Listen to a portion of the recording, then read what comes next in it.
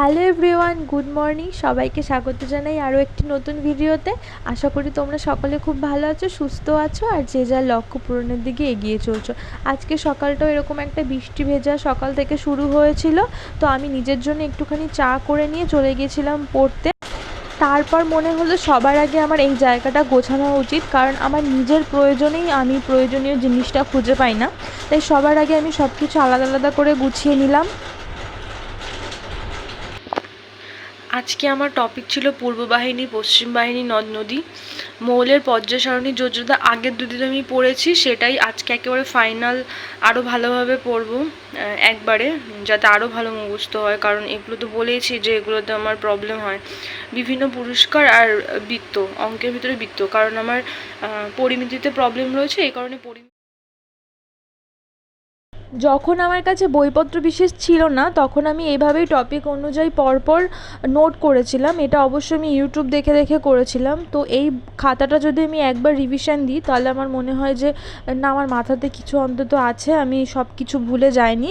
তো এখান থেকে আজকে আমি জিওগ্রাফিটা কমপ্লিট করব, সাথে বই তো অবশ্যই একটু রিডিং পড়ে নেবো, ব্যাস।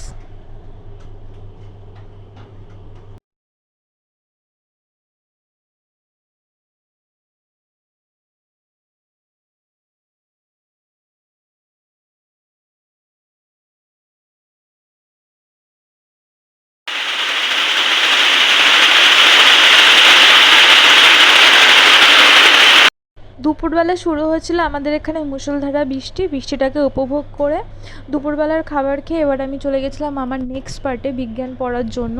সকালবেলা বেশি পড়া হয়নি আমার অন্য একটা কাজের জন্য, তো বিজ্ঞানটা আমি এর জন্য দুপুরবেলায় পড়ছি। সাথে আমি ভাবছি ম্যাথটাও করে রাখবো, যতক্ষণ না আমার বিকেলবেলার টিউশন পড়ানোর আগ পর্যন্ত আমি ম্যাথটা করে নেব, এবং রাত্রেবেলা তারপরে বাদ বাকি যেগুলো আছে সেগুলো করব। এক্সট্রা কিছু ইচ্ছে হলেও করতে পারি, নাও করতে পারি।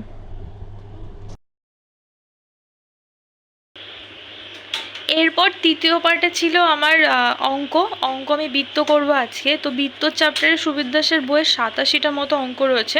আমি এত দূর কখনো করিনি, আমি করলেই 46 অবধি অঙ্ক করেছিলাম, আর কখনো করা হয়নি। তো আজকে আমি প্রথম থেকে শুরু করব, আর 87টা একদিনে সম্ভব না, আমার পক্ষে সম্ভব নয় করা, মানে হয়ে উঠবে না, সব গুলিয়ে খেয়ে নেব। তো 50% করব, তারপরে কালকে আবার এর 50% করব। বলি এমনু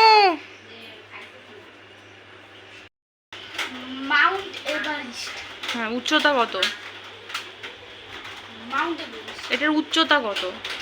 4000 না, 8845 8848 মিটার।